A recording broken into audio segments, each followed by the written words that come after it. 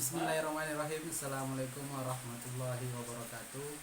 Perkenalkan, nama saya Akmal Ahmad, NIM 2001 0621 0053. Baik, adapun judul artikel saya yaitu perilaku organisasi dan kemungkinan sebagai suatu sistem. Di sini ada dua materi yang ingin saya sampaikan. Yang pertama yaitu ada dua submateri. Yang pertama perilaku organisasi, kemudian kepemimpinan. Ya, kita langsung kepada poin pertama, yaitu terkait daripada perilaku organisasi itu sendiri. Di mana di sini terbagi lagi menjadi tiga, yaitu konsep dasar organisasi, perilaku organisasi, kemudian pengertian perilaku organisasi. Jadi kita masuk kepada bagian A terlebih dahulu, yaitu konsep dasar organisasi. Di mana dalam konsep dasar organisasi ini tentu sebagai setiap manusia yang berhubungan dengan manusia lain, tentu dari segi kebutuhan ataupun lainnya tentu berbeda, baik dari segi ekonomi maupun lain sebagainya. Dan perlu juga kita pahami secara bersama bahwa tentunya makhluk sosial itu tidak bisa hidup dengan sendirinya, tentu memerlukan bantuan daripada orang lain itu sendiri.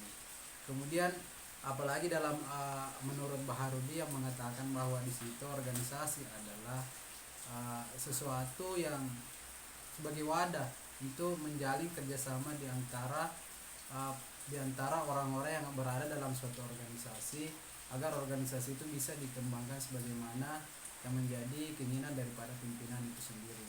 Kemudian kita pindah kepada konsep perilaku organisasi itu sendiri. Nah, ini juga merupakan hal yang harus kita pahami sebagai seorang pemimpin. Karena berbicara persoalan konsep perilaku, tentu kita berbicara persoalan tindakan. Tentu ada perilaku yang ada dalam suatu organisasi itu sendiri, dan ini yang menjadi kunci daripada seorang pemimpin memahami terkait daripada perilaku yang ada dalam suatu lembaga itu sendiri. Kemudian kita pindah ke bagian C, yaitu terkait perilaku organisasi itu sendiri. Nah, ini juga merupakan hal yang harus dipahami daripada seorang pemimpin itu sendiri. Karena ketika kita berbicara perilaku organisasi, tentu dalam suatu lembaga pendidikan seorang pemimpin tentu harus mengetahui karakter ataupun pola-pola yang terjadi dalam suatu lembaga organisasinya itu sendiri, baik dari tingkat atasan sampai tingkat bawahan. Mereka harus mengetahui perilakunya dalam organisasi itu sendiri, agar visi misi yang ada dalam suatu lembaga itu sendiri, ketika seorang pemimpin mengetahui perilaku yang ada dalam suatu lembaga itu, maka itu akan dengan mudah seorang pemimpin menjalin satu komitmen tujuan yang bisa nantinya itu dicapai dalam suatu lembaga pendidikan Islam itu sendiri.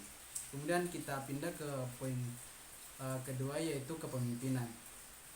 Tentu berbicara terkait daripada kepemimpinan itu sendiri, di sini ada dua konsep, di mana konsep dasar kepemimpinan. Tentu menurut Nawawi bahwa kepemimpinan itu merupakan sesuatu yang harus kita lakukan secara bersama-sama untuk menggerakkan, mengkoordinir, mengevaluasi, serta lain-lain sebagainya. Karena tentu sebagai seorang pemimpin, tentu mereka juga harus menggerakkan orang-orang yang ada dalam suatu lembaga organisasi itu. Dan kita beralih kepada pendidikan itu sendiri. Tentu jika kita melihat daripada Undang-Undang Sisdiknas nomor 20 tahun 2003 pasal 1 ayat 1 yang mengatakan bahwa pendidikan adalah usaha yang dilakukan secara sadar dan terencana untuk mewujudkan suasana belajar dan proses pembelajaran, agar peserta didik secara aktif mengembangkan potensi dirinya serta memiliki kekuatan spiritual, keagamaan, kepribadian, kecerdasan, pengendalian diri, serta akhlakul karimah baik yang dibutuhkan oleh bangsa, masyarakat maupun negara itu sendiri. Kemudian ketika ini disatupadukan menjadi suatu kepemimpinan pendidikan dalam suatu lembaga pendidikan Islam itu sendiri, tentu ini mempunyai peran yang sangat penting dalam suatu lembaga organisasi itu sendiri. Karena sebagai seorang pemimpin, tentu mereka harus menggerakkan lembaga pendidikannya itu sesuai dengan visi misi yang telah ditetapkan, kemudian menggerakkan orang-orang yang ada dalam suatu lembaga organisasi itu sendiri. Dan tentu sebagai seorang pemimpin, tentu yang kita pahami bahwa bagaimana caranya dia mempengaruhi orang lain yang ada dalam suatu lembaga organisasi itu sendiri. Dan kemudian berbicara terkait daripada kepemimpinan pendidikan itu sendiri, tentu itu merupakan hal yang mesti dipahami oleh seorang pemimpin dalam suatu lembaga pendidikan itu sendiri, karena ini merupakan langkah awal daripada seorang pemimpin dalam hal melaksanakan visi misinya. Dan tentu seorang pemimpin harus mengetahui perilaku yang ada dalam suatu lembaga pendidikan Islam itu sendiri.